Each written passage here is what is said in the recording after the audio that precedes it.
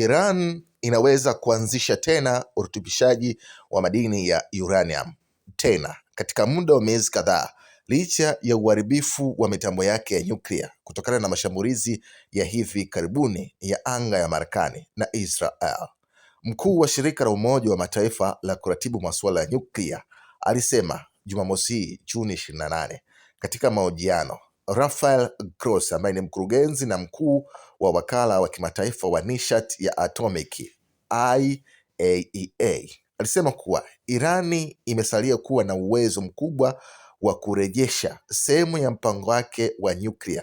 mapema kuliko ilivyotarajiwa na wengi. Hata kama rais wa Marekani Donald Trump